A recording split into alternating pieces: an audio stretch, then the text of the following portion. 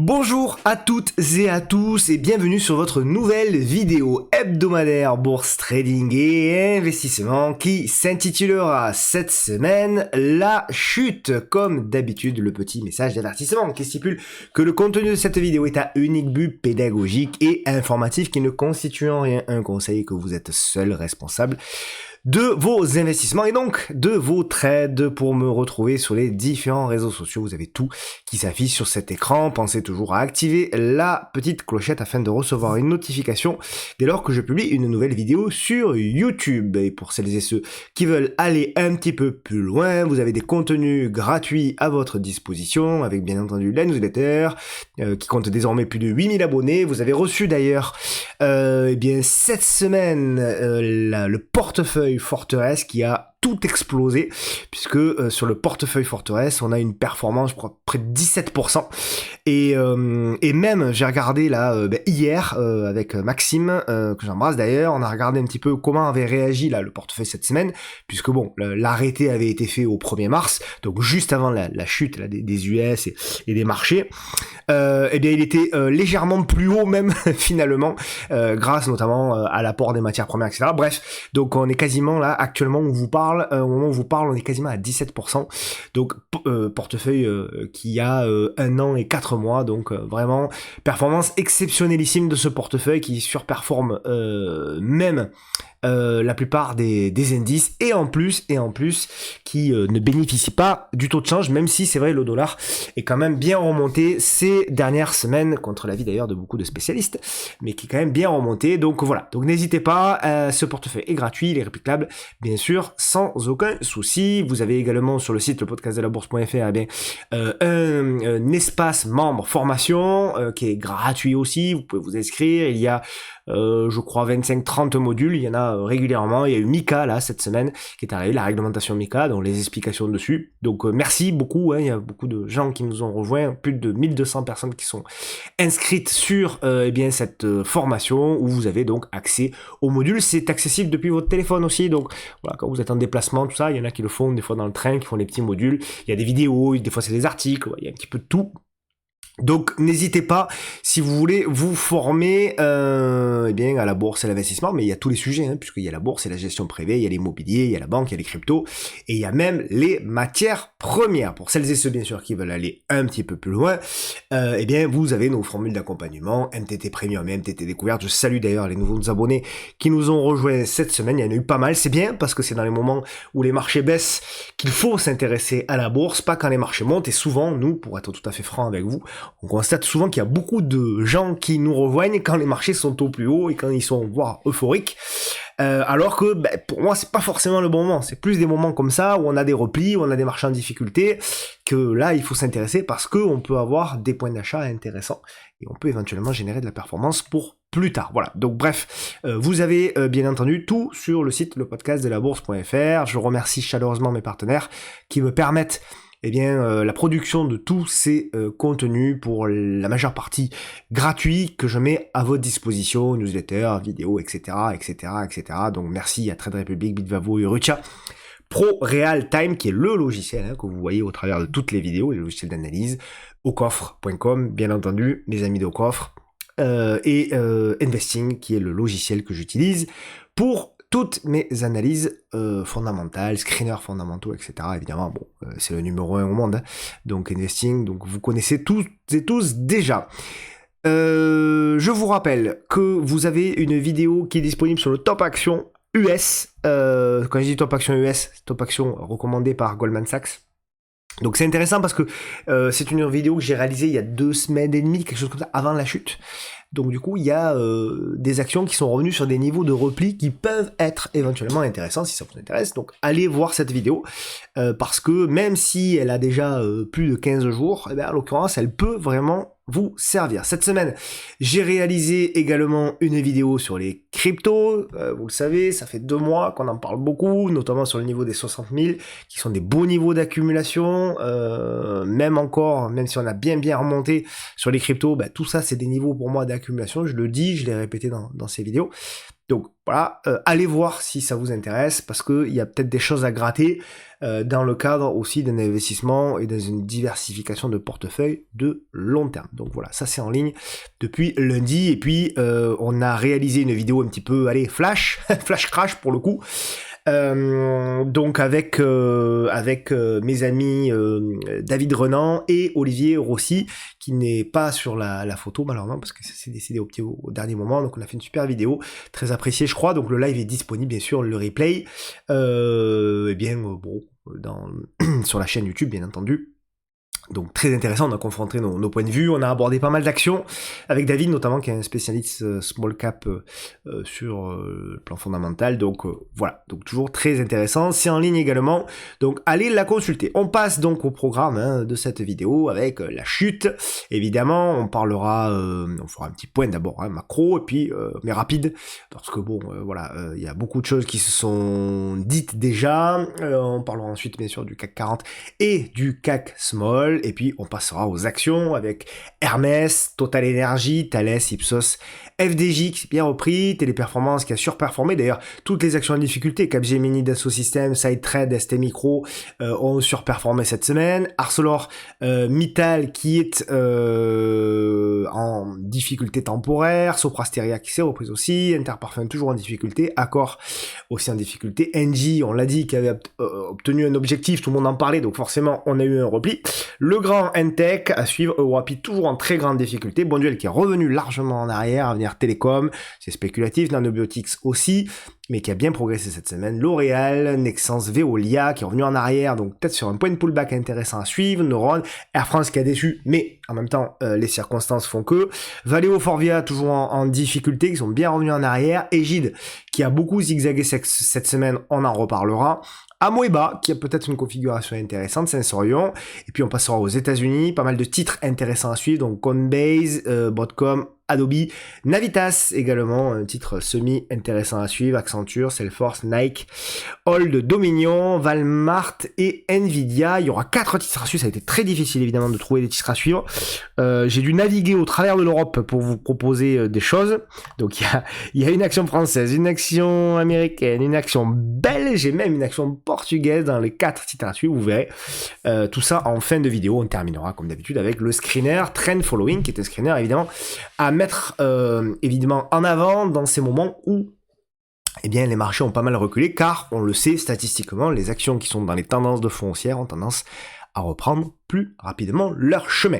Comme d'habitude, merci 1000 fois pour bien vos soutiens, vos messages, le partage également pour bon nombre d'entre vous sur les différents réseaux de ces vidéos. Ça encourage évidemment et ça donne la force, même si parfois on est fatigué ou malade, ça donne parfois la force supplémentaire de continuer. Donc merci beaucoup pour tous ces partages, toutes ces recommandations au travers de tous les réseaux. Le résumé de la semaine, donc on va faire assez rapide avec bien sûr la saisonnalité, donc la saisonnalité qui approche sur un nouveau mois de mars, un mois de mars qui devrait être a priori in fine, je dis bien in fine, le mot in fine est important, meilleur que celui du mois de février, statistiquement parlant, mais on va aller voir le détail des statistiques. C'est vrai pour le S&P 500, c'est vrai également pour le Nasdaq, on ira voir là aussi le détail des statistiques, avec après un mois de février plutôt difficile. Au niveau de la saisonnalité, on en est à peu près là. Donc c'est plutôt pas mal, c'est plutôt pas mal pour le coup. Alors attention, c'est sur les 10 dernières années, donc ça prend pas toutes les... Mais bon, on a quand même des corrélations. Si on prend un peu plus de recul, sur 128 ans, on s'aperçoit que le Dow Jones, c'est un petit peu la même chose, vous voyez. On a un point bas qui peut se situer potentiellement début mars. Et puis derrière, voilà, on a une petite remontada et surtout, voilà, l'espoir, c'est surtout le mois d'avril, qui est en général un mois, évidemment, positif. Au niveau des Nasdaq, alors le Nasdaq il a tendance lui plutôt à être plutôt solide sur le mois de mars. Le début du mois de mars peut être un petit peu plus zigzagueux en termes de probabilité statistique, mais voilà, à partir je dirais du 10 grosso modo c'est plutôt pas mal jusqu'à début juin.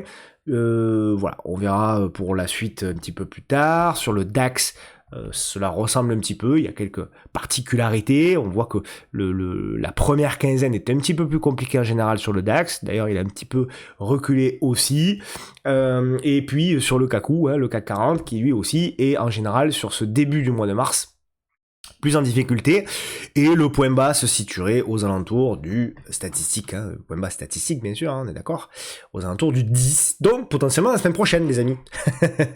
on espère. Au niveau des publications américaines, donc il y a eu beaucoup de publications, pas forcément des très connues, quoique, puisque vous avez eu évidemment Broadcom qui a publié, on la verra dans cette vidéo, vous avez également eu Costco qui est connu, voilà, JT.com, bon, voilà, il y a quelques-unes quand même intéressantes, mais bon, dans l'ensemble, évidemment, les mastodontes sont déjà, pour la plupart, passés. C'est vrai également, bien entendu, en Europe, notamment France, Belgique et Pays-Bas, où on a un petit peu une accalmie, il y a toujours des publications, mais c'est plus des actions secondaires. Quand je dis secondaires, bien entendu, vous avez compris que c'était plutôt en termes de capitalisation, donc des capitalisations moindres par rapport à des LVMH, des L'Oréal qu'on verra derrière cette vidéo, etc. Donc, la chute, puisque c'est le sujet, évidemment, je vais passer assez rapidement, il s'est dit tellement de choses, et puis on a fait un live spécifique là-dessus, que je vous invite encore une fois à revoir. Il est disponible en replay avec mes amis David et Olivier. Bon, en résumé, le CAC, début de semaine, en 48 heures, a abandonné plus de 500 points en ligne droite, après l'embrasement en Iran, où les États-Unis et Israël ont intensifié leur frappe sur le pays, où plus de 550 personnes auraient été tuées depuis le début du conflit, selon Croissant Rouge iranien. L'indice français a toutefois tenté un rebond mercredi, mais qui n'a pas fait long feu, notamment sur la journée d'hier, où on est revenu largement en arrière. Il y a un petit rebond à nouveau ce matin, donc on va essayer de faire le point, bien sûr, technique. La Bourse de Paris a clôturé en nette baisse jeudi, alors que le conflit se poursuit et son impact sur les prix de l'énergie, bien entendu, inquiète notamment les investisseurs. C'est la raison pour laquelle l'Europe a été plus massivement touchée que les États-Unis sur ce point-là. D'abord, puisque les actions tech, évidemment, sont moins impactées, potentiellement. D'ailleurs, on le verra dans cette vidéo, même en Europe, et bien notamment le secteur des logiciels a été beaucoup moins impacté. Il a même été très bien, il a même progressé pour certaines sociétés qu'on verra. Et par contre, eh bien, des actions qui sont dépendantes un petit peu plus du prix du pétrole, elles ont été un petit peu plus mises à mal, et évidemment les secteurs, notamment voyage, etc., transport, notamment Air France, etc., a été également beaucoup plus touché également. Donc, ce qui semble logique, et maintenant ce qu'on va essayer de déterminer ensemble, qui sera pas évident, et puis surtout on n'a pas de certitude, là encore il faut avoir beaucoup d'humilité là-dessus, on va essayer de voir si on pense que le marché a déjà à peu près tout pricé, ou est-ce que, à contrario, il manque encore un petit peu de baisse. Ça, on le verra, je pense, plus sur le plan technique. Encore une fois, au niveau des publications, bon, il y en a eu quelques-unes, même s'il n'y en a pas eu de très nombreuses, mais encore une fois, il y en a eu, et donc il y a eu Ouster d'ailleurs, qu'on reverra en fin de vidéo, puisqu'elle fait partie des titres rassurants. Donc Ouster, pour ceux qui connaissent pas, alors moi je m'y suis intéressé très récemment, justement par rapport à la config qui est intéressante, qu'on reverra. Eh bien c'est une entreprise américaine qui conçoit et vend des capteurs, vous savez, des capteurs pour voir les environnements en 3D. Alors c'est des capteurs, je crois, qui s'appellent LIDAR, quelque chose comme ça. Donc en fait, ils envoient des impulsions laser, et grâce à ces impulsions laser, phénomène d'aller-retour de cette lumière-là permet donc de fabriquer un environnement de 3D. Donc c'est des logiciels, des solutions qui sont notamment utilisées, bien sûr, vous en doutez bien, dans notamment l'automobile, l'industrie, la robotique. C'est là aussi que c'est pour ça que ça m'intéresse. Et les infrastructures dites intelligentes, vous savez, comme la surveillance, bon voilà, les choses comme ça, quoi. Voilà. Donc bref, c'est une entreprise quand même qui a pas des fondamentaux fous, mais je trouve qu'il va un petit peu de mieux en mieux. On le voit d'ailleurs par rapport aux résultats. Donc c'est peut-être une entreprise à suivre, voilà. Et donc elle sera à suivre pour moi dans les prochaines semaines et prochains mois. Et on la verra techniquement en fin de vidéo. Au niveau donc des publications qui arrivent semaine prochaine, donc on en a quelques-unes. Je vous laisse encore une fois faire une petite capture d'écran.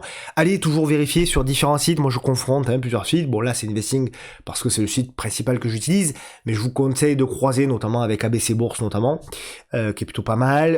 Voilà, essayez de croiser avec quelques sites officiels, et si même vous c'est des grosses signes que vous avez en portefeuille, allez carrément voilà sur le site de l'entreprise pour aller regarder. Donc là c'est jeudi et vendredi sur les entreprises françaises, néerlandaises et également belges. Au niveau du calendrier des dividendes, il y en a quelques-uns pour la semaine prochaine. Ça va arriver, il va y avoir pas mal de dividendes de plus en plus, vous allez voir. Normalement au mois de mars et d'avril, c'est là où vous avez une accélération des dividendes, donc faites bien attention de surveiller si vous avez des entreprises qui versent des dividendes, parce que des fois on est surpris le matin, on voit une baisse dans son portefeuille, on dit mais qu'est-ce qui se passe? C'est juste qu'il y a le détachement tout simplement, et vous recevez en général 2 à 3 jours ouvrés plus tard, vous recevez votre détachement. Encore une fois, c'est pas une création de valeur, malheureusement, le dividende. Sinon, ça se saurait. Et sinon, les actionnaires de Renault, Orange, Telsat seraient millionnaires, ce qui n'est pas le cas, je crois. Donc voilà, il n'y a pas de création de valeur, malheureusement, c'est un détachement sur le dividende. Mais en tout cas, ce qui n'empêche pas que ça peut avoir un intérêt, ça c'est un autre sujet, encore une fois. Mais il faut pas être surpris, voilà, de se dire pourquoi ça, qu'est-ce qui se passe sur mon portefeuille. Donc sur le point technique, et l'environnement dans lequel on évolue, au-delà bien entendu du conflit, on a effectivement un conflit qui, si vous voulez, je vais pas développer plus que ce que j'ai dit, parce que tout se dit sur les différentes chaînes d'infos. Il suffit d'allumer BFM ou CNews, ce que vous voulez, pour avoir des informations là-dessus. Moi, je veux quand même noter, je note quand même deux choses qui ne sont pas trop, qui ont pas trop été dites, je crois, qui me semblent importantes au sujet de cette guerre. La première chose qui me semble intéressante, je suis pas spécialiste de guerre, mais je trouve que c'est étonnant qu'il n'y ait pas eu, ou du moins je l'ai pas vu, alors peut-être je l'ai pas vu, là aussi j'ai l'humilité, je regarde pas la télé toute la journée, mais il me semble qu'il n'y a pas eu d'objectif de guerre déclaré des États-Unis. Donc on sait pas trop, du moins j'ai pas trop trouvé en fait exactement ce que les États-Unis avaient comme objectif. Du moins, qu'est-ce qui va faire que les États-Unis vont arrêter cette guerre? Donc ça, c'est le premier élément que je note. Peut-être que ça va arriver, ou peut-être encore une fois que je l'ai pas vu. Et la deuxième chose que je note, c'est que évidemment que les États-Unis et Israël ont un pouvoir militaire largement supérieur, bien sûr, à l'Iran.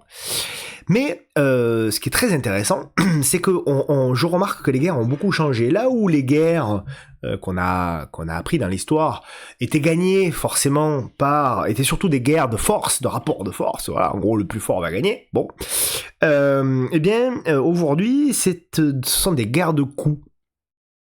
Je m'explique. Vous voyez par exemple, ce qui est très étonnant, et j'ai regardé un reportage hier, c'est que les drones qui sont envoyés évidemment par l'Iran, qui sont des drones qui font pas grand mal, mais qui sont obligés d'être détruits par des missiles américains, les drones iraniens coûtent $20 000. Ils sont extrêmement faciles à produire, alors que les missiles qui abattent ces drones-là par les Américains coûtent des millions de dollars.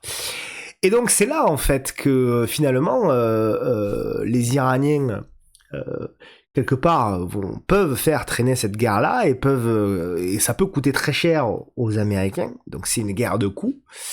Et en plus, évidemment, on est dans un moment où Trump l'a encore rappelé ce matin ou hier, je sais plus, qu'il n'avait pas l'intention, qu'il fallait le faire, il le ferait, mais qu'il n'avait pas l'intention d'envoyer des troupes au sol, puisque là, évidemment, ce serait encore plus difficile. Et puis bon, le passé a appris aux Américains que les troupes au sol sont pas forcément toujours des réussites. Donc encore une fois, tout le monde pense que, et même moi, pour être tout à fait franc avec vous, je pense que la guerre va pas durer, mais on pourrait encore une fois se tromper. La dernière fois qu'on a pensé qu'une guerre n'allait pas durer, et là aussi je me suis trompé à titre personnel, c'est la guerre en Ukraine, et on voit qu'on en parle encore aujourd'hui. Donc, il faut avoir de l'humilité, et ça aussi peut continuer de créer ce qu'on a sur l'indice américain depuis des mois désormais, et je pense que ça va continuer, c'est ce fameux zigzag, d'accord? Zigzag, bien évidemment aussi, qui a été aussi engendré sur le fait que il y avait plus beaucoup de personnes qui étaient à la vente, donc voilà, beaucoup d'euphorie, beaucoup de valorisation aussi, on l'a dit précédemment, qui était élevée. Donc ça aussi c'est à noter, et la volatilité qui est revenue sur des indices qui ont énormément performé, comme notamment la Corée. Vous savez que les pays émergents, notamment, je fais partie de ceux qui en ont beaucoup parlé, notamment de la Corée, Taïwan, l'Amérique latine, etc. Les indices même européens comme l'IBEX, l'indice espagnol, l'Italie, etc. Et ce que je disais depuis quelques jours, c'était que de tels exponentiels qui avaient été déclenchés sur ces indices-là allait à un moment donné déclencher de la volatilité. C'est clairement ce qu'on a eu. Et d'ailleurs, le lendemain, je crois, Séoul a repris genre 10%. Absolument incroyable qu'un indice perde et reprenne en 48 heures plus de 10%. Et pour moi, c'est le constat qu'on rentre dans une période où, et une année, mais ça, on le savait un petit peu, hein, on en avait beaucoup parlé, dans une année avec beaucoup de zigzags, beaucoup plus de volatilité, etc., etc. Parce que, évidemment, les circonstances aujourd'hui, eh bien, poussent à cela, mais également la saisonnalité, notamment du mandat présidentiel, etc. Il y a beaucoup d'éléments qui convergent en ce sens. Donc voilà, on avait vu aussi des flux absolument exceptionnels hein, sur ces pays-là. On avait vu également qu'il y avait beaucoup de zigzags, notamment sur les 7 magnifiques, depuis grosso modo la fin de l'été de l'année dernière. Et on a toujours cet effet de zigzag. J'ajoute un élément, ça y est, on commence à en parler, il y a déjà 1 ou 2 mois sur cette chaîne, on en parlait tous ensemble. On disait que l'inflation était un sujet qui avait été complètement craint pendant des années et des années, alors que l'inflation ne faisait que chuter. Et au moment où l'inflation n'est plus un sujet, tout à coup, on s'aperçoit qu'il y a des rebonds. Évidemment, accentués aussi probablement par le flux d'actualité, bien entendu. Pour autant, eh bien, ça pourrait être le signe noir, le signe inquiétant, en tout cas, et on a des similitudes, effectivement, qui reviennent, avec des graphiques qui reviennent, avec ce qui s'est passé dans les années 70-80. Voilà. Donc, est-ce qu'on va revivre de nouveau une explosion, si vous voulez, effectivement, de l'inflation? À voir. Évidemment, moi, j'y crois pas encore trop, hein, quand même. Pour être tout à fait franc avec vous, je pense qu'on peut avoir effectivement un peu d'inflation à nouveau temporaire. Évidemment, plus les guerres vont durer, plus on va avoir de l'inflation. On peut même évidemment avoir ce que tout le monde craint, et Trump également, c'est le phénomène de stagflation. Mais je doute que ça dure trop longtemps, cette inflation persistante. Voilà. Je suis pas persuadé, en tout cas, c'est mon avis propre, hein, et encore une fois j'ajusterai, que l'inflation revienne. J'en ai parlé encore il y a quelques semaines, donc on n'est pas surpris de ce qui est en train de se passer, mais pour autant, je suis pas persuadé qu'on retrouvera, vous voyez, les niveaux post-Covid là de fin 2021-2022. Voilà, je suis pas persuadé. On peut monter un petit peu, on peut aller à 4, on peut aller, voilà, un truc comme ça, mais je pense que quand même derrière, ça devrait rebaisser. Voilà. Bon, on verra bien. On a toujours, bien entendu, hein, aussi les difficultés en ce qui concerne les taux de chômage, etc. Évidemment, on a beaucoup d'indicateurs économiques et macroéconomiques qui se sont retournés à la baisse il y a déjà bien longtemps. Pour le moment, tout ça est contenu aussi. Tout ça est largement contenu. Maintenant, est-ce que tout à coup, on va avoir un retournement? C'est ce qui s'est passé par le passé, tout en sachant évidemment aussi qu'on a des indicateurs de risque de crédit, notamment sur la tech, qui ne font qu'augmenter. Donc ça aussi, c'est des indicateurs de crainte et de peur, ce qui ne veut pas forcément dire qu'on va avoir un crash demain matin, loin de là, mais qui peut plutôt dire qu'on va avoir une période, et ça, bon, voilà, je pense que semaine après semaine, depuis des mois, je vous en parle, et ça se matérialise depuis 5 à 6 mois, c'est qu'on peut traverser tout simplement des périodes avec de la volatilité, certes, mais finalement, lorsqu'on va prendre du recul, ben oui, on peut faire des nouveaux plus hauts ici, mais derrière, voilà, comme ici, en 74, on peut être dans vraiment quelque chose de typique, avec, vous voyez, on va chercher la borne haute, on fait un nouveau plus haut, puis derrière on corrige, on va chercher la borne basse, on fait un nouveau plus bas, puis derrière on remonte, on va chercher la borne haute, on fait un nouveau plus haut, puis derrière on corrige, etc., etc. Et je pense que si nous y sommes pas, nous allons y arriver dans une période comme ça. Une période qui va être extrêmement intéressante. D'ailleurs, on le voit depuis le début de l'année, c'est extrêmement intéressant quand même ce qui se passe. On voit d'ailleurs que les portefeuilles des stock pickers surperforment, les portefeuilles qui vont chercher des décotes sur des replis techniques très importants grâce à l'analyse technique, etc. On voit que le marché paye quand même, hein, les points. Lorsqu'une entreprise revient sur un niveau de valorisation intéressant et dans un niveau de prix intéressant technique, ça paye quand même. Donc ça veut dire que c'est pas un marché qui est prêt, à mon avis, à attaquer un marché baissier de 10 ans, mais c'est un marché qui va être extrêmement exigeant et qui va plutôt temporiser sur une unité de temps beaucoup plus longue que ce qu'on a vu précédemment pour faire baisser les valorisations et en allant chercher des décotes qui sont un petit peu plus intéressantes sur le marché. Bon, là aussi, voilà, on peut avoir une analogie avec ce qui s'est passé, encore une fois, dans les années 99 à 2000, et je pense qu'on a quelque chose un peu comme ça, vous voyez, voilà. Donc on peut avoir effectivement des chutes, parce que c'est pas des petites chutes, hein, c'est des chutes potentiellement de 500 points, 600 points hein, sur le S&P 500, donc c'est pas rien, on parle de chutes de 10, de 15%, mais 10-15% par rapport de là où on vient, c'est pas grand chose, voilà, on peut pas appeler ça un retournement et un commencement de marché baissier, mais plutôt un range avec de la volatilité. Un marché trader, quoi, hein, finalement.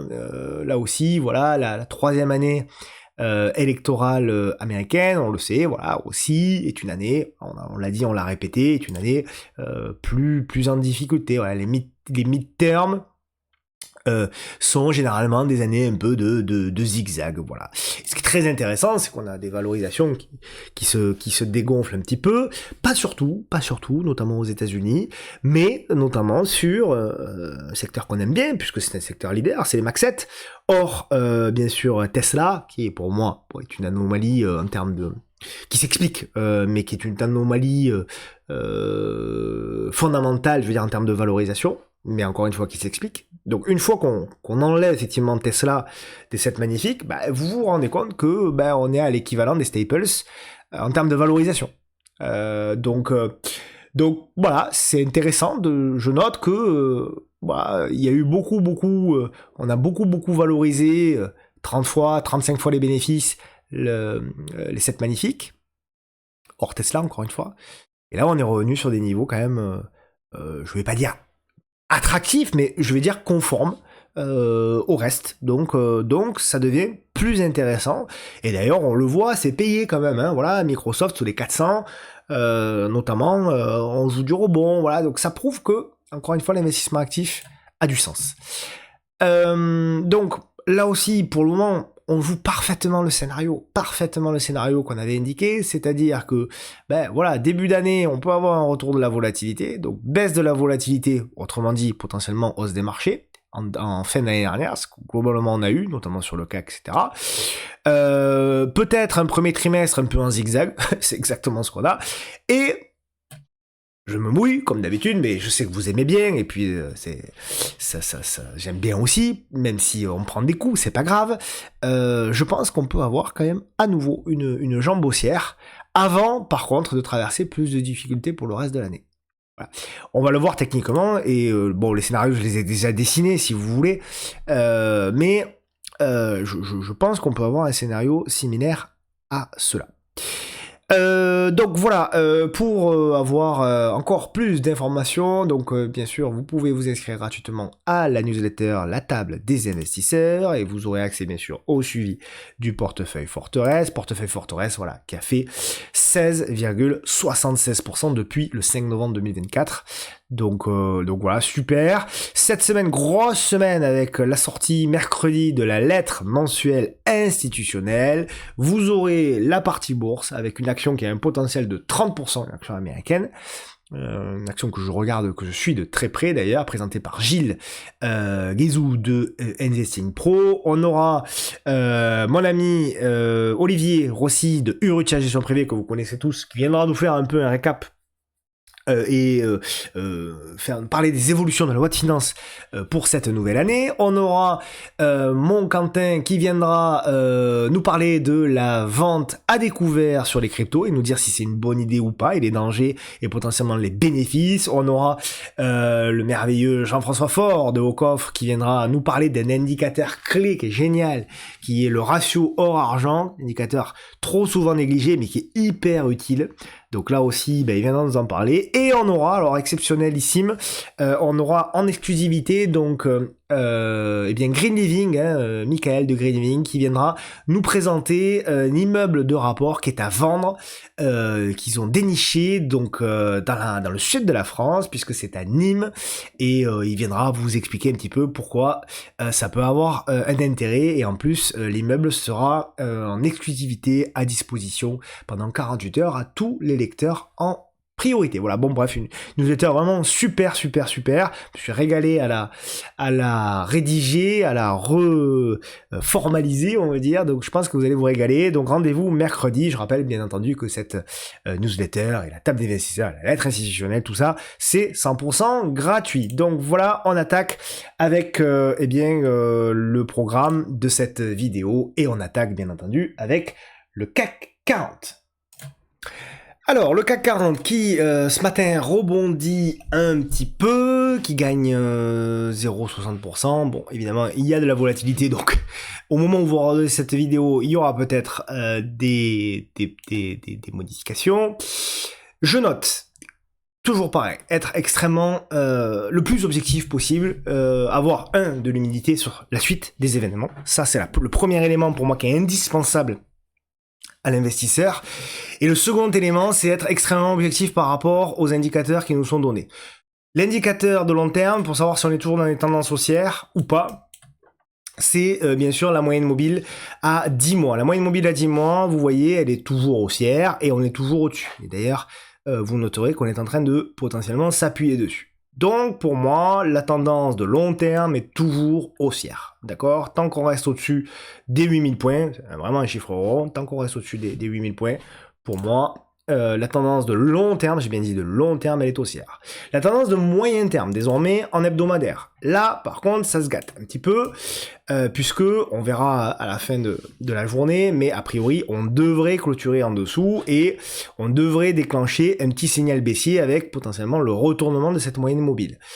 Bon, évidemment, c'est une tendance de moyen terme, on sait que c'est une tendance donc moyenne, donc moins fort, quand je dis moyenne dans le sens moins forte que la tendance de long terme, mais malgré tout, eh bien effectivement, on a quand même ce signal qu'il faudra quand même faire attention. Et évidemment, à court terme, vous vous en doutez, avec la volatilité et tout ce qu'on a cassé, eh bien derrière, on a retourné là carrément la moyenne mobile, ce qui veut dire très simplement que pour moi, depuis la séance de lundi, d'ailleurs nous sur MTT ça a été très simple, puisque lundi on a sorti toutes nos positions swing, parce que pour moi, à partir du moment où à court terme on repasse sur la moyenne mobile à 10 jours, il n'y a plus rien à faire. En swing trading, bien entendu, intraday, il y a de la volatilité, il y a des choses à faire. Long terme, pourquoi pas sur certains dossiers, ok. Mais sinon, voilà, globalement, à mon sens, sur du swing trading, il n'y a plus forcément grand-chose à faire, ok. Donc, état des lieux. De manière extrêmement simple, on a de la volatilité. Je pense que la semaine dernière, moi, la volatilité va se réduire.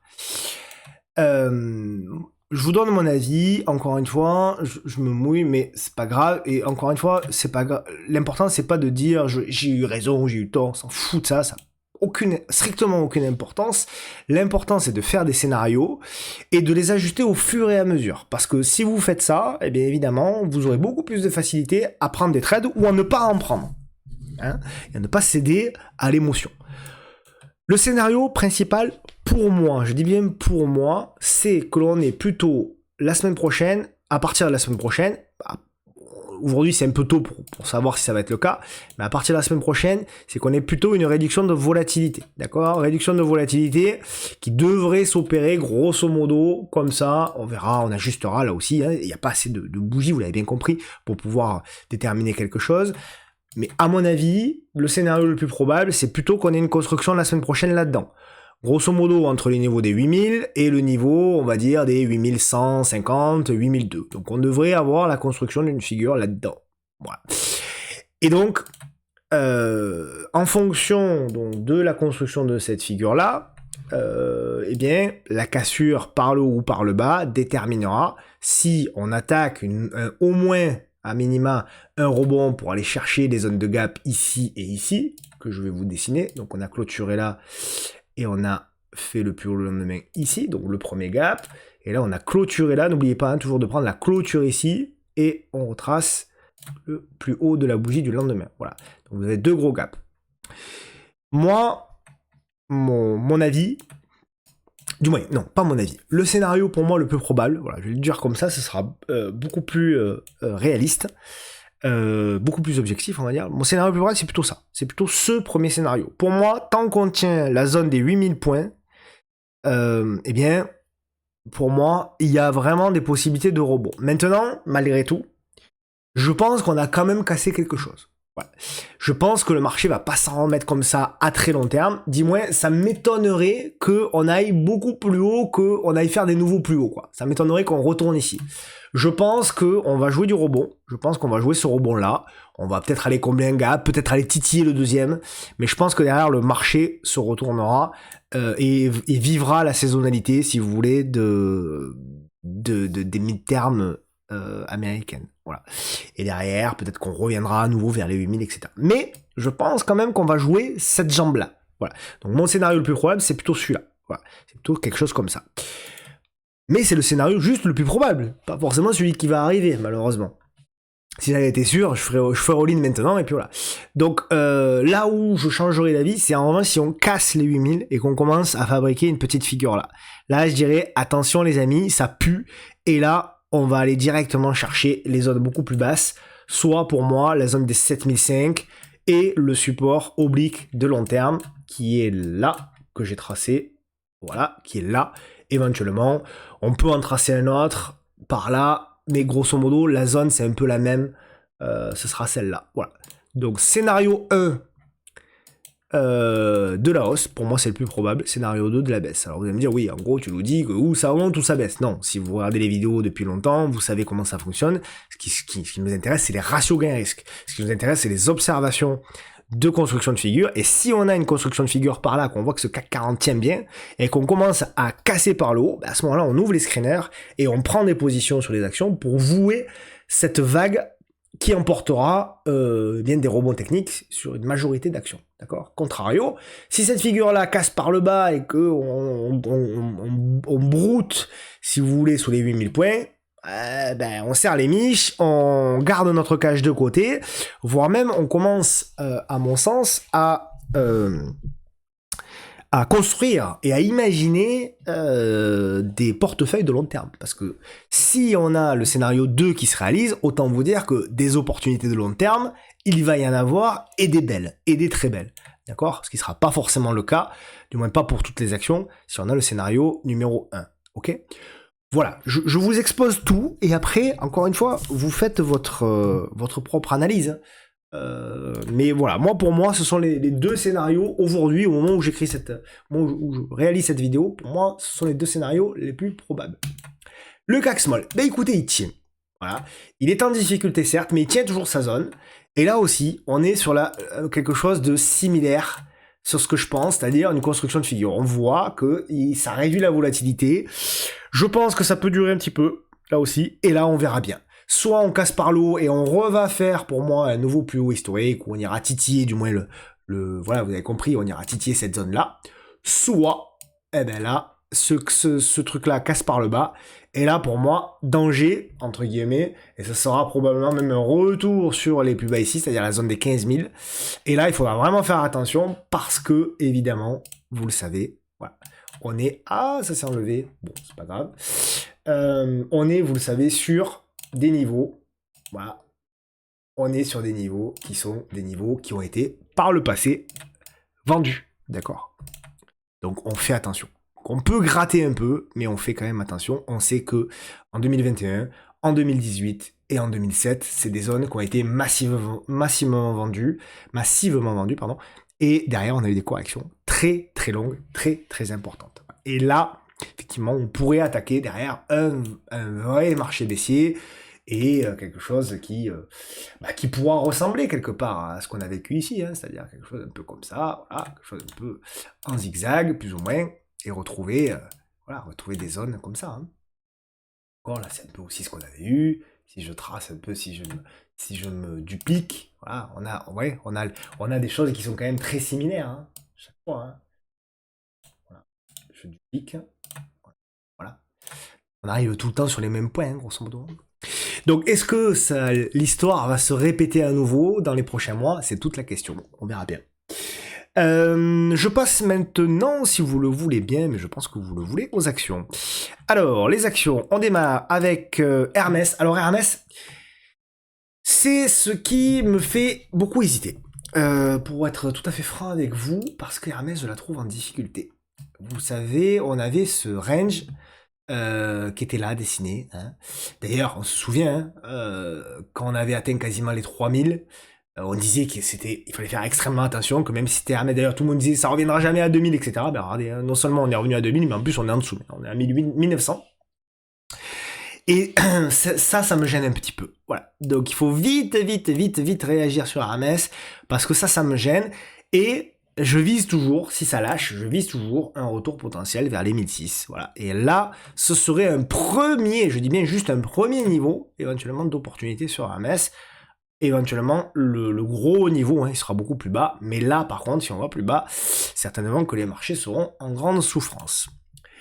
TTE, donc Total Energy, elle aussi, elle a fait ce qu'on espérait quelque part il y a quelques temps, hein, voilà, hein, on parlait de ce scénario-là, mais 2 scénarios sur Total, ça c'est vieux, hein. Donc on disait soit effectivement ici on va avoir le repli, on va faire un nouveau plus bas et ce sera une opportunité d'achat à long terme pour aller faire un nouveau plus haut, soit effectivement, on va avoir la construction d'une figure là, c'est ce qui s'est passé là, et derrière on ira faire un nouveau plus haut, c'est ce scénario-là que Total Energy a choisi.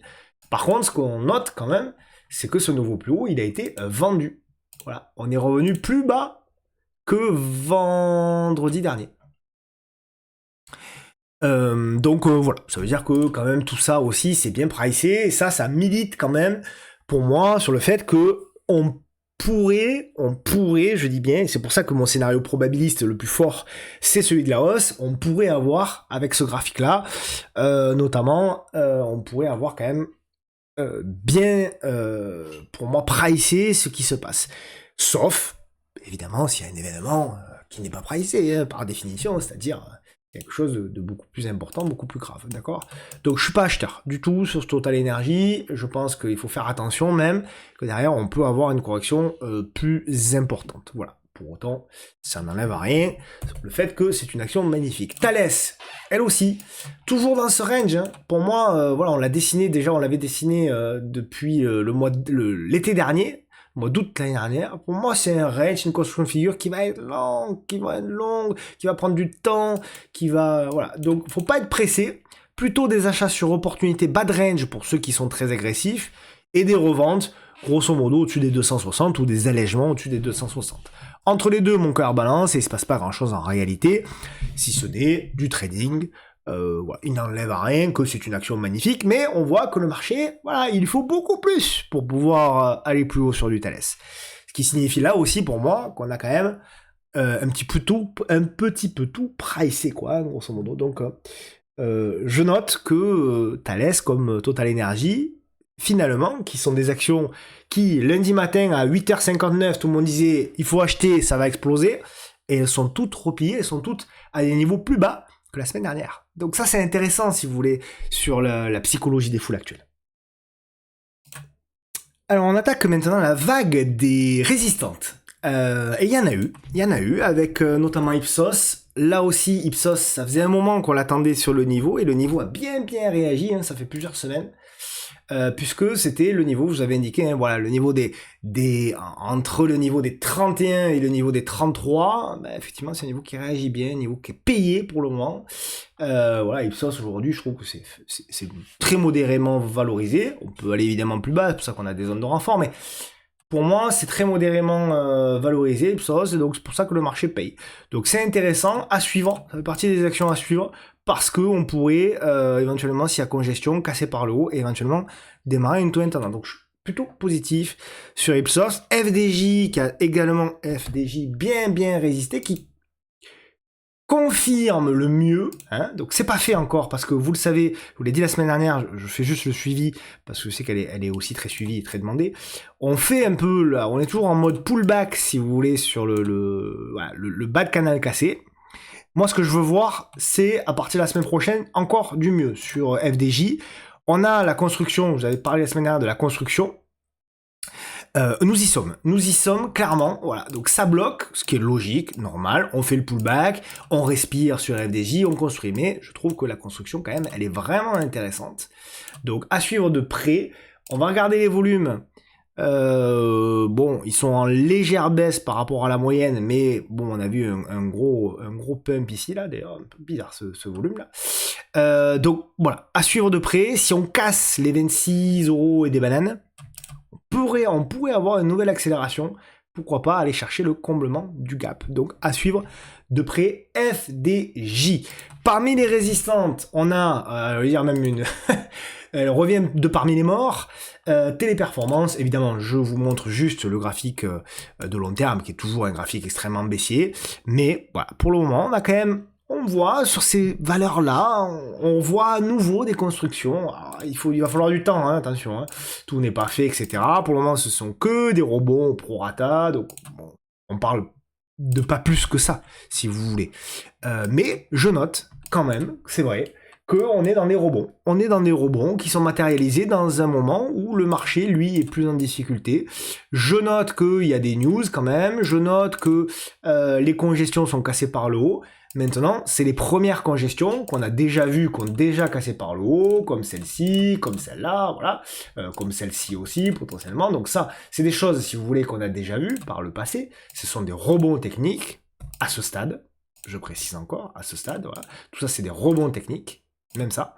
Donc, ce que je veux pour avoir plus, pour espérer mieux, évidemment, comme d'hab, ce que je veux, c'est la construction dessus. Et après, si on a cette construction-là, si on a la réduction de volatilité, là, on peut avoir le retournement. Donc, à observer, d'abord, on peut en avoir une intermédiaire qui pourrait se passer là. À observer la semaine prochaine, les prochaines semaines. J'aurais pu la mettre, hein, d'ailleurs, dans les actions à suivre. Je ne l'ai pas mis, mais j'aurais pu la mettre. Parce que, ben oui, il y a quelque chose qui se passe. Mais on est toujours dans une tendance baissière. Et il suffit de regarder la moyenne mobile à 200 jours. Regardez la moyenne mobile à 200 jours. Depuis depuis avril 2022, c'était pas hier, hein, quand même, avril 2022, le temps passe et on vieillit, mais depuis avril 2022, cette moyenne mobile, elle est baissière. Donc tant que c'est le cas, on ne peut pas avoir d'espoir plus profond, je dirais, d'avoir un retournement de tendance, d'accord? Donc tant qu'on est là, on patiente encore sur Téléperformance, c'est du trading à ce stade, mais s'il y a plus, effectivement, on pourra espérez mieux. Capgemini qui également a fait plutôt une belle semaine avec un rebond qui se matérialise. On le sait, on est sur une zone très importante, la zone des 100. On peut avoir un rebond. Moi, je pense que c'est une zone d'achat de long terme. Là aussi, je précise, une première zone d'achat de long terme. Si on pense que Capgemini est une belle valeur et qu'on pense que le risque pricé par le marché a été un petit peu trop pricé. Je pense que la zone des 100 est une zone d'investissement. Je change pas ce que j'ai dit voilà précédemment. Et je pense qu'il y en a aussi une seconde qu'il faut pas négliger, qui sera plus basse si à un moment donné, on a un marché qui baisse fortement. Ben, Capgemini sera emporté et rebaissera aussi. Donc, ce qui fait que si vous investissez un petit peu aux alentours des 100 et un petit peu, je sais pas, aux alentours des 75, vous vous retrouvez avec un prix aux alentours des 86, 87 sur du long terme. Je trouve que c'est pas mal. Je ne connais pas le PER, enfin la valorisation aujourd'hui de Capgemini, mais je pense que honnêtement, c'est très raisonnable. Il me semble que on tourne. Alors attendez, on va regarder. Il me semble que, comme ça je vous fais un direct, hein, à y être. Hop, voilà, Capgemini, elle était mince. Il me semble que j'avais vu c'était aux alentours de 12. Le PER, voilà, pile 12, donc voilà, donc on est vraiment quand même sur une valorisation qui est relativement peu élevée, je trouve, quand même faiblement valorisée. Une entreprise quand même qui qui a quand même des résultats qui sont quand même canons. Bref, donc voilà, Capgemini, je trouve que c'est plutôt pas mal. Dassault Systèmes, mieux valorisé hein, d'ailleurs, Dassault Systèmes. Dassault Systèmes de mémoire, elle, on est plutôt aux alentours des 20, je crois, de PER, même sur ces niveaux-là. DSY, elle est là. Voilà, 20,9, donc vous voyez, elle est un petit peu plus chère Dassault Systèmes quand même.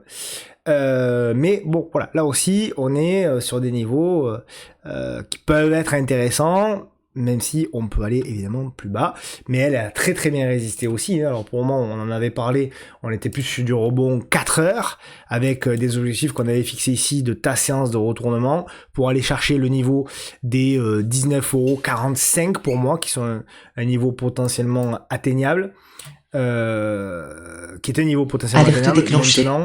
Maintenant, voilà. Ça reste que du rebond, et sur Dassault Systèmes, peut-être que parmi toutes celles qu'on va voir, même sur du side trade, c'est peut-être celle que je préfère le moins Dassault Systèmes. Voilà, side trade qui a bien rebondi aussi, vous le savez, là, ce niveau-là des 117, qui rebondit bien. Voilà, et elle, ce que j'aime bien, c'est qu'elle a bien construit cette semaine. Voilà, je vous l'ai montré sur les réseaux. Donc on avait cette figure de construction, regardez la belle condition, on casse. Et là, ce que je veux voir hein, la semaine prochaine, vous vous en doutez bien, ce que je veux voir la semaine prochaine, c'est avec la construction des marchés, la construction de side trade, avec éventuellement une tentative de retournement. Voilà, ça c'est pour le swing, hein, bien évidemment. ST Microelectronics qui a également très bien résisté, qui a fait plutôt une très belle semaine. Alors là, c'est fort parce que elle, eh bien, non seulement elle a brisé l'oblique, elle a fait une très belle semaine, un très beau mois même, je dirais, en cours, et eh bien, elle tente de construire. Voilà, elle est en train de réaliser une petite figure, donc on verra là aussi au niveau de la construction. Nous, on avait posé un ordre avec MTT, mais avec le gap, on n'a pas été déclenché, malheureusement. Donc voilà, ça construit. Donc à suivre, là aussi, peut-être un titre également qui pourrait, éventuellement, en cas de construction supplémentaire, casser par le haut. C'est ce qu'on va regarder. Long terme, hein, on a quand même la sensation que c'est un titre qui est en train de se retourner à la hausse, hein, mine de rien. Ça fait un moment qu'on en parle, mais c'est confirmé. Vous voyez, depuis la bougie ici, regardez le retournement de la moyenne mobile à 10 mois. Ici, BCR depuis quand même 2024. Hein, depuis début 2024, mars 2024, ça fait 2 ans. Et là, on voit qu'au début de l'année, on a eu le retournement. Donc on a vraiment quand même un changement de momentum. C'est bizarre parce que pas grand monde en parle de ST Micro. Ça m'étonne, parce que c'est quand même une valeur très connue. On en parle très peu sur les réseaux, alors que je trouve que c'est une valeur qui est vraiment en train de donner des signaux techniques, je trouve, plus ou moins intéressants. Après ST Micro, eh bien, on va parler de Arcelor. Arcelor qui est revenu en arrière, logiquement, faut être honnête. Logiquement, on était quand même arrivé à des niveaux, pour moi, voilà, des niveaux un peu d'objectifs, voilà, on en avait parlé, je vous disais que, bon, voilà, certes, j'ai été bullish 2024-2025 sur Arcelor, mais à un moment donné, quand vous avez de plus en plus de volatilité et des pics de volume, comme ça, en général, vous n'êtes pas très loin de la fin, alors de la fin, peut-être pas définitive, bien entendu, mais au moins d'une fin intermédiaire. Donc, pour moi, il n'y a pas grand-chose à dire sur Arcelor.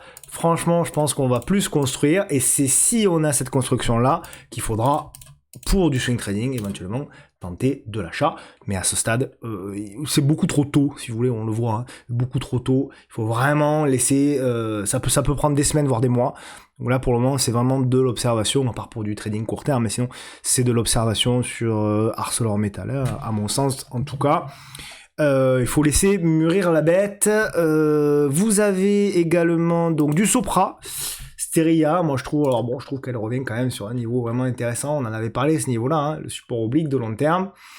Voilà, c'est des niveaux quand même intéressants, je trouve, sur Sopra. Moi, hein, voilà, le niveau de 120 jusqu'à grosso modo 100, c'est quand même des beaux niveaux d'accumulation. Donc effectivement, on a fait la mèche à 114. Donc pour moi, c'était une opportunité. Si on y revient, il faudra accumuler. Maintenant, il faut croire au dossier. Si vous ne croyez pas au dossier, bon, il faut pas accumuler sur des dossiers qu'on ne croit pas.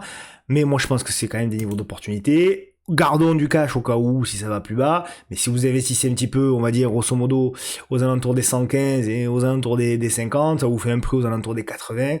va plutôt être pas mal. Encore une fois, c'est pour de l'investissement de long, voire de très long terme. Interparfum, ce que je redoutais semble se matérialiser. Ça fait un moment, hein, je vous en parle, la possibilité après le rebond de réattaquer. Ça me plaît pas trop, Interparfum, ça me plaît pas trop. Je trouve qu'on est en train, voilà, de jouer avec la moyenne mobile à 200 mois. Faut vraiment pas lâcher le niveau des 22, parce que sinon c'est direction les 19.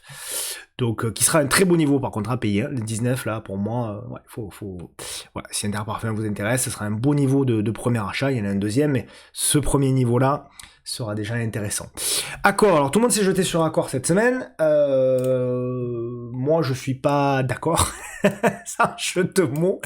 Parce que je trouve que oui, effectivement, elle a corrigé, on est bien d'accord. Mais ça encore, on en a bien parlé aussi. Vous avez dit, attention, haut de canal, ça peut continuer à monter, mais c'est pas une opportunité. Derrière, boum, vous avez un retracement de 16%. Et pour moi, même si, oui, encore une fois, on peut continuer, on peut repartir, on peut faire des niveaux plus hauts, c'est pas mon scénario privilégié, je préfère ce scénario-là. En tout cas, et je trouve que ce serait surtout une opportunité d'avantage supplémentaire si on revient plutôt aux alentours des 35 en première opportunité, d'accord? La grosse opportunité, ce sera le bas de canal, mais là, on n'y est pas encore, évidemment, il va falloir du boulot, il va falloir vraiment que ça se pète la gueule de partout, mais pour moi, l'opportunité, ce sera uniquement plutôt dans cette zone-là. Là, on n'y est pas encore sur une opportunité, donc faites gaffe, parce que ça peut être une opportunité de court terme, où on peut avoir du rebond, on peut même aller chercher, mais ce sera pas pour moi une opportunité de long terme. Pour moi, encore une fois, hein, c'est mon point de vue, hein, et je me trompe souvent, vous le savez.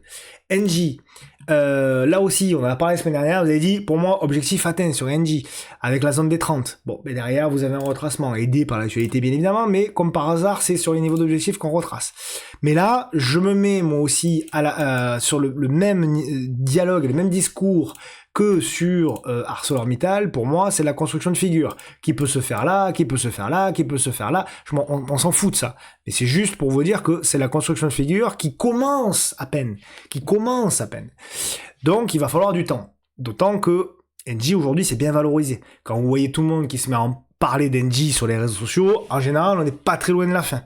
Donc, en tout cas, encore une fois, comme ArcelorMittal,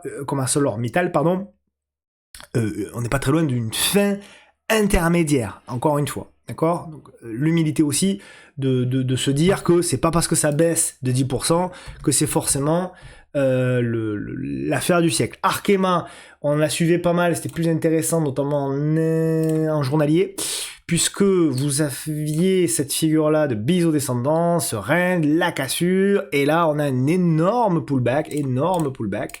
Donc voilà, à suivre, il faut vraiment que ce niveau-là tienne hein, sur Arkema, sinon tout sera à refaire, à suivre de très près Arkema, pour voir si on va arriver à construire cette figure-là en biseau descendant pour espérer repartir. Donc là, ce sera dans le scénario numéro 1 sur le CAC, c'est-à-dire un CAC qui congestionne encore, allez, une semaine à 10 jours, et derrière arrive à se relever. Et Arkema pourra profiter éventuellement de ce flux-là, j'imagine. Vous avez du Legrand, pareil, Legrand, ça fait des mois qu'on en parle, et je vous dis, attention, Legrand, on est sur des niveaux très hauts, on en parlait déjà au mois de septembre l'année dernière, et donc vous avez de la consolidation, mais là aussi, je pense qu'on est au tout début de quelque chose. On est au tout début d'un mouvement qui pourrait prendre peut-être même des mois et des mois et des mois avant de considérer ça comme une opportunité, d'accord ? Donc, il n'y a rien à faire sur le grand, si ce n'est du trading de très court terme avec du trading intraday, du rebond, des choses comme ça. Mais, pardonnez-moi, mais à mon sens, voilà, c'est pas forcément une grande opportunité. Et là aussi, on est quand même bien largement valorisé. Donc, soyons prudents là-dessus. Entech, alors c'est un titre que je suis, dont je vous ai très rarement parlé, je crois, pour pas dire quasiment pas sur les réseaux, mais c'est un titre que je suis moi de près depuis pas mal de temps. C'est Entech, titre qui a été introduit il y a assez peu de temps, puisque l'introduction date de octobre 2021. C'est un titre qui est pas inintéressant, qui construit. Alors, c'est un petit titre, hein. Il faut attendre des réductions de volatilité, comme il y avait eu notamment ici, vous voyez, des réductions de volatilité, etc. Donc il y a des mèches, voilà. C'est pour ça que j'en parle aussi assez peu, parce que c'est très peu liquide. Puis bon, voilà, pas trop mon genre de pumper. À suivre de près. Si un repli à proximité du support oblique, ça peut constituer une opportunité. Voilà, on verra. Sinon, il faudra suivre éventuellement une congestion à proximité. Voilà, par là, peut-être éventuellement une petite congestion, éventuellement pour vouer la cassure. Et derrière, pourquoi pas, une cassure de cette base de long terme. Qui peut prendre du temps, encore une fois, on peut avoir quelque chose de beaucoup plus lent, ce serait même encore mieux, hein, une belle réduction de volatilité avant de casser tout ça par le haut. Donc c'est ça qu'on va observer, c'est un titre ratio, j'aurais pu le mettre aussi dans la liste, je vous la mets en direct, mais effectivement c'est un titre ratio. EuroAPI, la catastrophe EuroAPI qui ne cesse de baisser, donc il y avait quelque chose quand même qui était assez intéressant, c'est une construction de figure pour espérer un retournement. Mais quand vous, ces tendances baissières-là, évidemment, si vous voulez jouer les cassures, il faut sortir très vite si ça invalide, hein, parce qu'on le voit derrière, la sanction est immédiate, donc il n'y a plus rien à faire, il y a rien à faire. Éventuellement, ceux qui voulaient tenter quelque chose, d'ailleurs moi j'ai tenté quelque chose à la cassure-là, je pensais que, alors, c'était quelque chose de très contre-tendance, c'est très difficile, et il faut avoir un money management prudent, il y a des règles, hein, mais il y avait le double top qui était intéressant, voilà, qui était là. Et derrière, d'ailleurs, le stop, moi je crois qu'il était là, de mémoire, vous voyez, sous le dernier plus bas, bon voilà, donc vous invalidez et puis terminé. Mais il y avait quelque chose d'intéressant, ouais, une petite construction, bon, elle fait la mèche, elle revient en arrière, terminé. Invalidation, vous prenez votre perte, j'ai pris ma perte, on passe à autre chose. C'est la contre-tendance, on sait qu'on a un faible niveau un faible taux de réussite. Par contre, on sait que quand ça passe, on peut accélérer très vite sur EuroAPI, voilà, on sait que c'est une valeur qui est capable de prendre, voilà, 30% en quelques séances, voilà. Mais on sait aussi que c'est des dossiers compliqués. Voilà, c'est des dossiers compliqués sur le long terme, des dossiers en grande difficulté, donc c'est des dossiers qui vont pas se retourner à la hausse sur le long terme comme ça demain matin, évidemment. On passe à une action maintenant qui est revenue en arrière, qu'on a beaucoup aimé, un dossier qu'on a beaucoup aimé, c'est Bonduelle. Bonduelle qui est largement revenu en arrière, incroyablissime, hein. D'ailleurs on peut même baisser. Bon. Donc on l'a suivi, souvenez-vous, depuis la cassure ici. Elle a énormément progressé, puisque c'est une action, mine de rien, depuis la cassure, qui avait pris quand même 25%. Ah, énormément progressé, j'exagère, mais en fait, qui avait bien accéléré. On a tout cassé par le bas. Incroyable, hein. Donc on revient sur les niveaux quasiment de juillet de l'année dernière. C'est là aussi où on s'aperçoit que la gestion active est importante. J'ai pas grand chose à dire. Là aussi, oui, il y a une période un petit peu de stabilisation à suivre si ça casse par le haut, et qu'on repasse notamment au-dessus des 8,83 €. Mais à ce stade, ce n'est que de l'observation, et si ça lâche, retour potentiel sur les 7,29 €. Voilà. Pas grand chose à faire. Franchement, pour le moment, rien à faire. Avenir Télécom, chaque année, elle nous fait sa petite poussée. Moi, je l'avais tradé à une certaine époque. Ben voilà, je l'avais tradé là à l'époque. C'était en 2023, je me rappelle très bien. J'avais fait un des plus beaux trades, je crois, que j'avais fait depuis que je fais de la bourse, hein.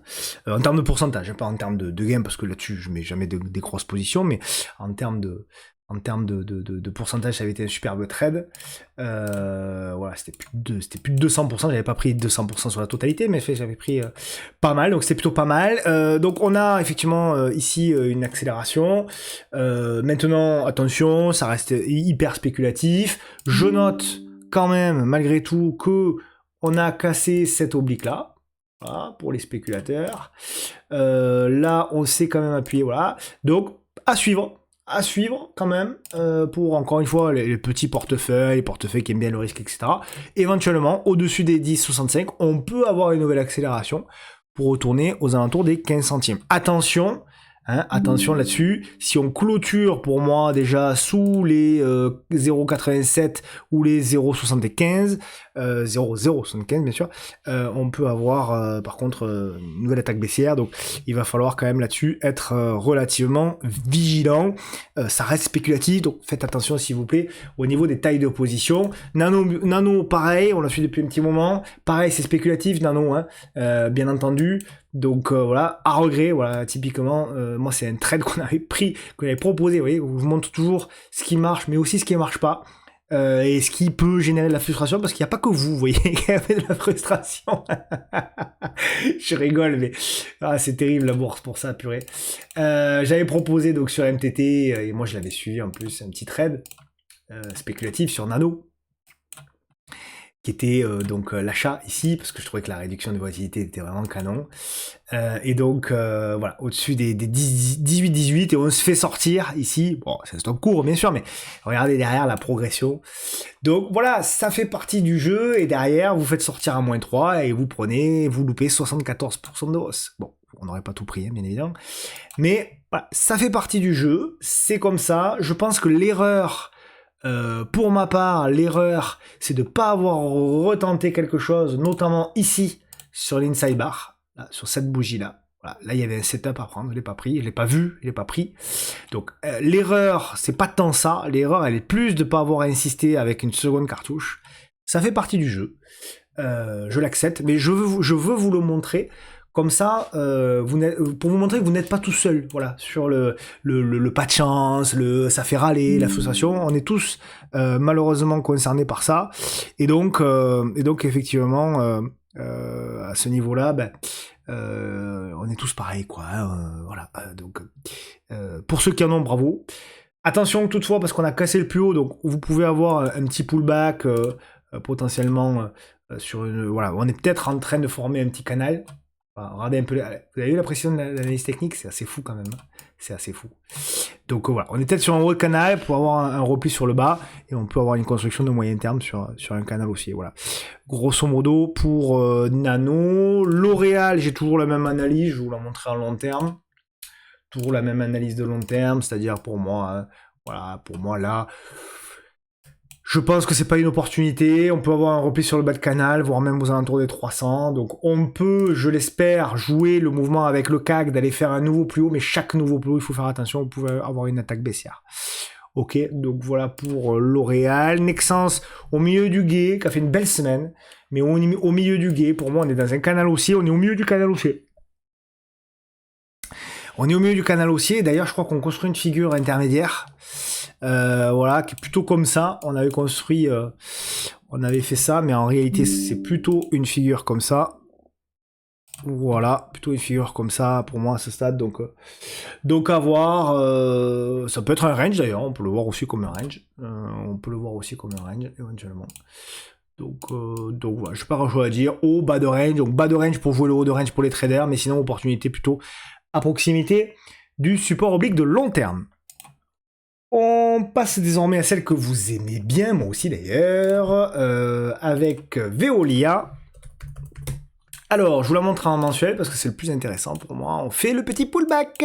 Très intéressant, voilà. Donc pour moi, Veolia, on a tenté la cassure du canal, c'est vendu, il n'y a pas de mal à ce stade. Par contre, je veux absolument voir la constitution ici d'une belle réduction de volatilité et éventuellement d'un nouveau départ.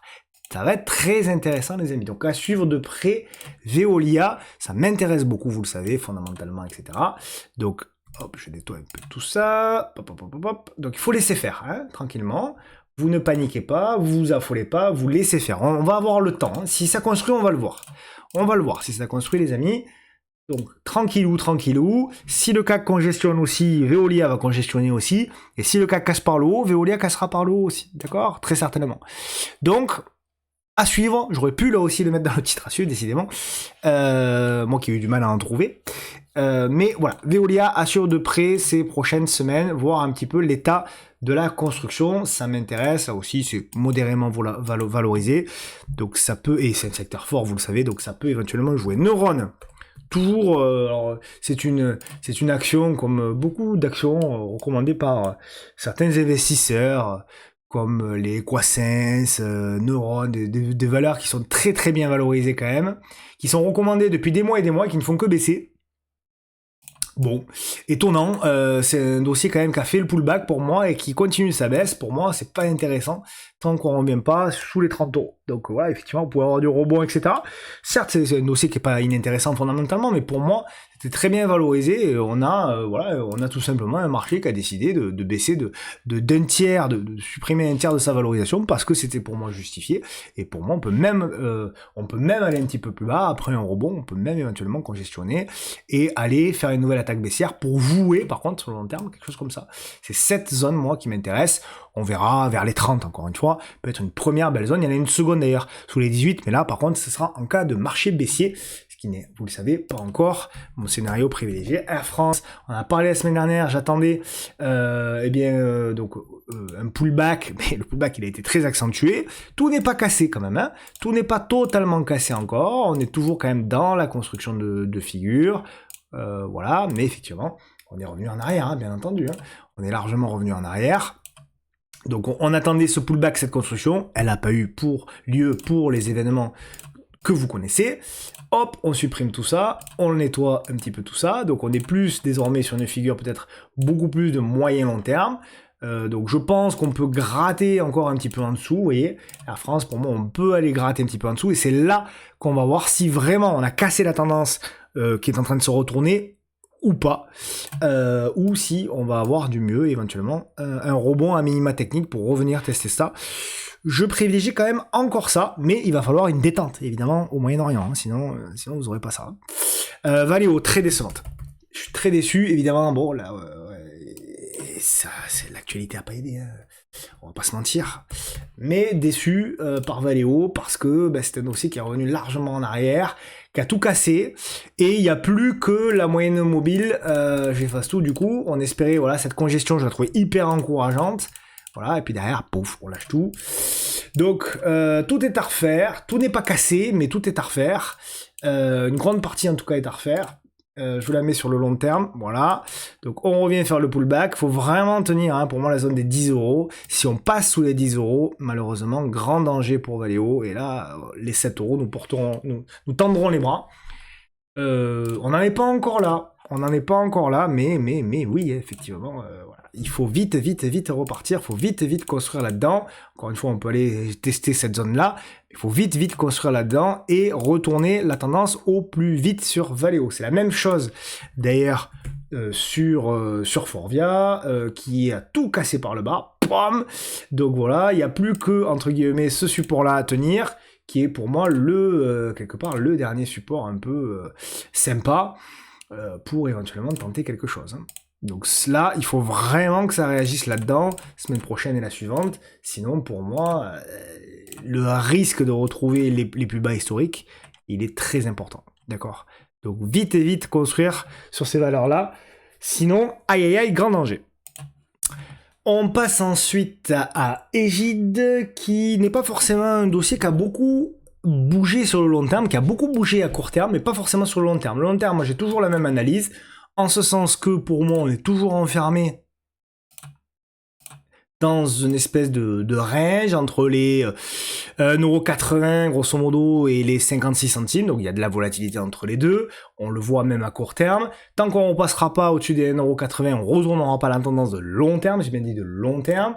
À court terme, il y avait une belle réduction de volatilité exploitable pour les traders, notamment ici au-dessus des 89 centimes. Derrière, on fait le pullback. C'est pas mort encore, hein. C'est pas mort sur Egide, mais il faut réagir là. Attention sur Egide, si on revient sur les plus bas et qu'on casse par le bas, ça peut par contre il peut vraiment y avoir des dégâts, hein. Donc attention, mais c'est pas mort encore et il faut laisser le temps au temps, il faut laisser de la construction de figure. Donc là aussi, ça va être de l'observation sur Egide. Amoeba, comment proposer? C'est vrai que la figure, elle est plutôt pas mal. Donc voilà, c'est une figure un peu, vous voyez, en congestion, qui est en train de se former, donc ça se suit, ça se regarde. Je connais pas bien le dossier, je peux pas j'ai pas trop bien étudié le dossier, là, ça fait pas partie des dossiers que je suis de près, mais je sais que beaucoup la suivent.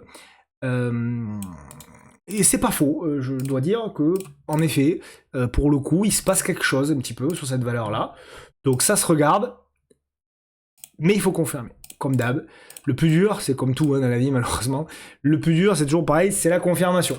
Donc il faut déjà se débarrasser de cette figure intermédiaire et essayer de se débarrasser de ce niveau de résistance-là. Et si on se débarrasse des 1,05 €, 1,06 €, à ce moment-là, on peut se mettre arriver sur un mois bas. Donc si on a un petit peu quelque chose comme ça, une congestion, on pourra tenter un achat sur éventuellement ce titre-là avec un stop qui se situerait, si c'est un stop court terme, à 98 centimes. Attention, si on passe sous les 88 centimes, là par contre on peut avoir du dégât. Sensorion, c'était un des titres à suivre depuis quelques semaines. Pardonnez-moi. Sensorion, c'était un des titres à suivre ces dernières semaines, avec notamment la cassure. Donc on avait cette congestion, la cassure par le haut, et derrière on pourrait avoir ces prochaines séances une congestion. Congestion qui n'est pas encore formée là aussi. On aurait pu le mettre encore dans les titres suivants, mais comme on l'a déjà vu, je voulais pas vous le remettre. Voilà. On va tenter éventuellement de voir si on a le titre qui congestionne par là, qui tient les 37 centimes d'euros, et éventuellement qui tente la cassure par le haut. On passe aux actions américaines. On a Coinbase qui a... Elle est là.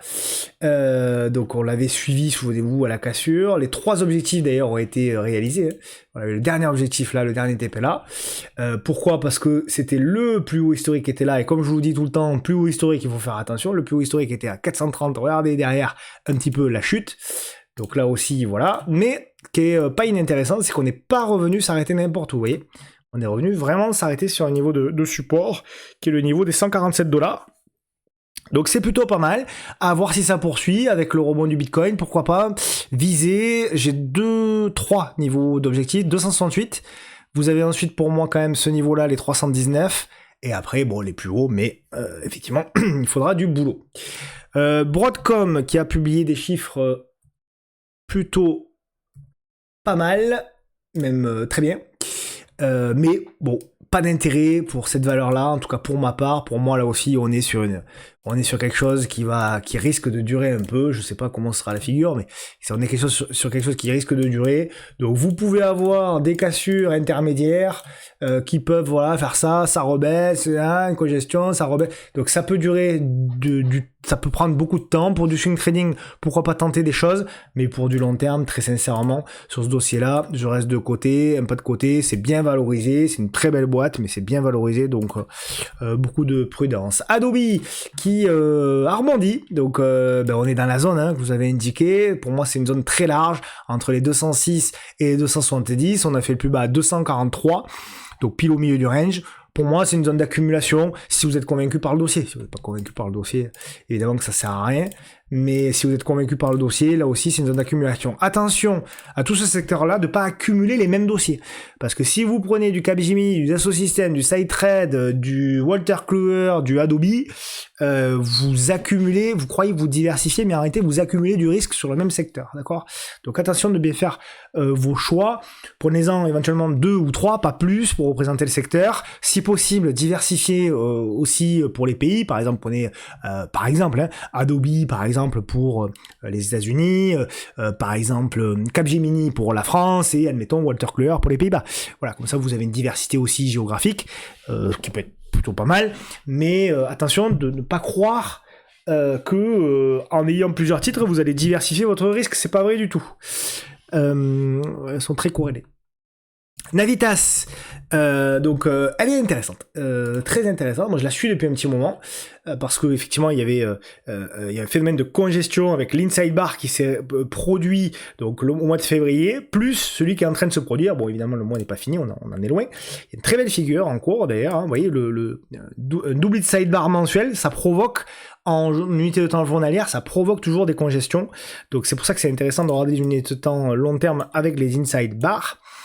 Donc on a cette congestion-là, rien n'est fait. Par contre, je note qu'on est au-dessus de la moyenne mobile à 200 jours qui est haussière. Je note qu'on a une belle réduction de volatilité et je note qu'on a une belle réduction des volumes aussi. Voilà, donc titre à suivre de près, évidemment, Navitas. Pourquoi pas d'abord redépasser les 9,46$ et surtout la validation au-dessus des 10,54$.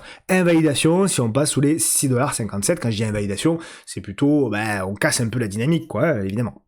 Accenture, ça faisait longtemps qu'on l'attendait sur le niveau. Et ben vous savez quoi, Accenture, elle a touché le niveau qu'on attendait.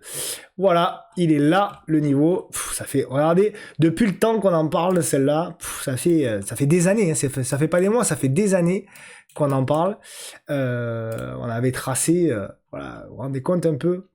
Donc depuis 2020, donc on s'attendait voilà, à beaucoup de zigzags, alors elle a plus ou moins suivi hein, le zigzag, et on attendait, alors un petit peu plus loin, mais comme d'habitude la violence du marché fait que, et là oui, on revient sur un niveau pour moi d'opportunité, voilà, premier niveau d'opportunité, il est là, donc ici, donc on voit d'ailleurs la réaction, hein, le marché ne réagit pas n'importe où, donc premier niveau d'opportunité, si le titre vous intéresse, si vous intéresse pas, encore une fois, laissez tomber, mais allez voir les fondamentaux, et si ça vous intéresse, c'est un premier niveau d'opportunité, renfort potentiel aux alentours des 130, voilà, entre les 117 et les 142, après c'est à vous d'ajuster, évidemment.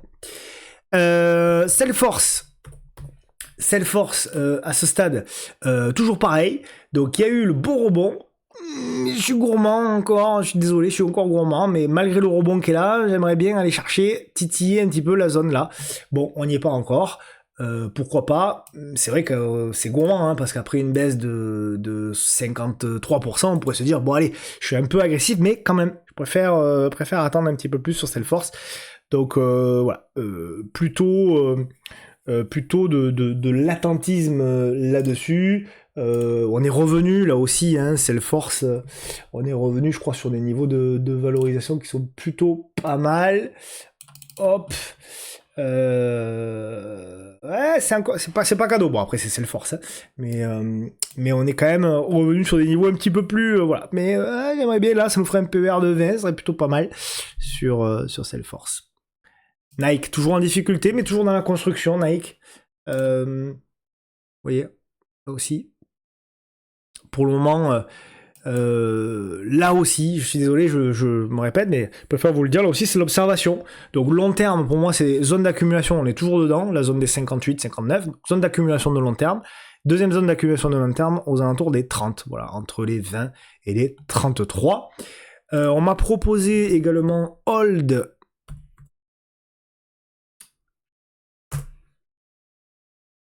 Elle est là.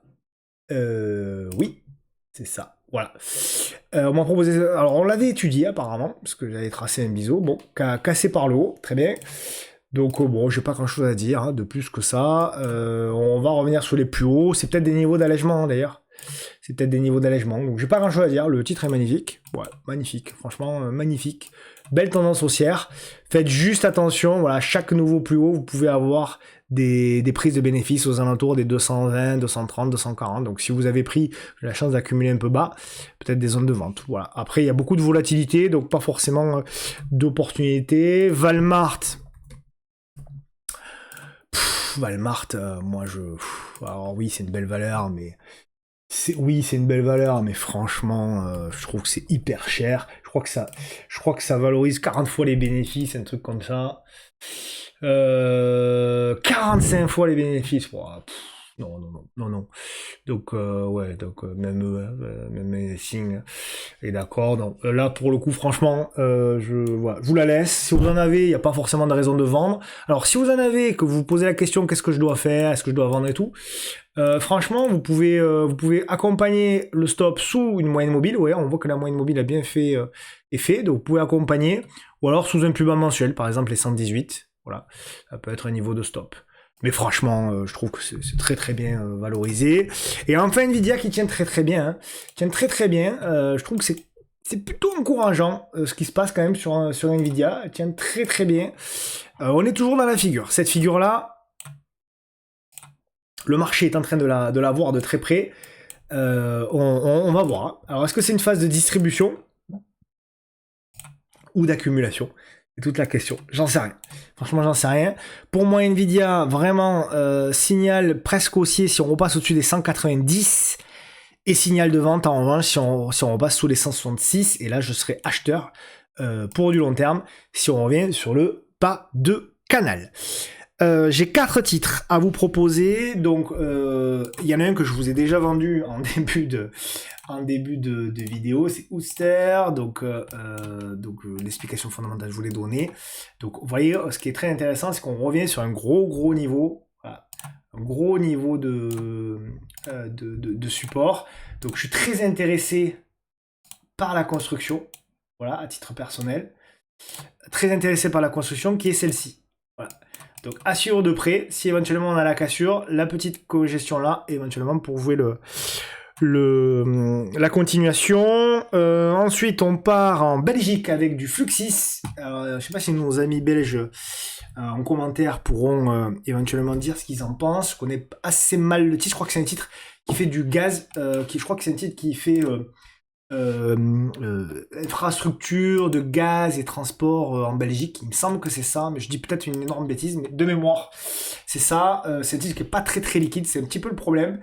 Donc voilà, éventuellement, bon, qu'à profiter évidemment de l'actualité. Si on casse la zone des 22,6, 22,5, 22,6, on peut avoir une accélération. Donc à voir de très près. Je reviens en France avec un titre à suivre pour moi. Sur le moyen terme, c'est Logic Instruments. Je trouve que c'est un titre qui s'est là retourné à la hausse, vous voyez, donc par rapport à du Egid par exemple qui arrive pas à casser le range, ben, Logic Instruments, elle a fait le pullback et elle repart. Donc à suivre s'il y a une construction ces prochaines semaines, voire éventuellement ces prochains mois, et on part chez nos amis portugais, puisque on a du EDP Renovavice qui est du long terme, hein, vous voyez, donc on a mis une belle zone ici de support.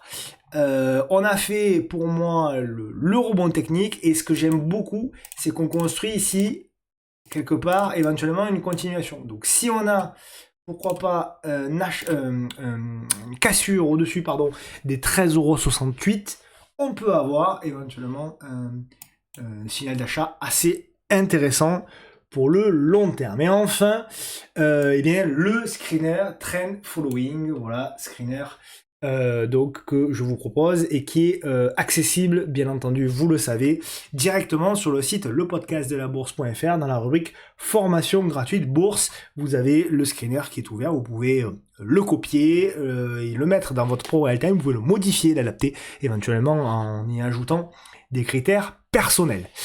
Voilà les amis, merci beaucoup d'avoir été aussi nombreux à suivre cette vidéo. Encore merci beaucoup pour vos nombreux encouragements sur les différents réseaux sociaux. Je vous souhaite de passer un très agréable week-end et je vous retrouverai normalement avec joie, évidemment, vendredi prochain. Je vous embrasse bien fort et n'oubliez pas, mercredi, la newsletter, la lettre institutionnelle. Donc abonnez-vous à la newsletter pour la recevoir. Bisous à tous, ciao ciao.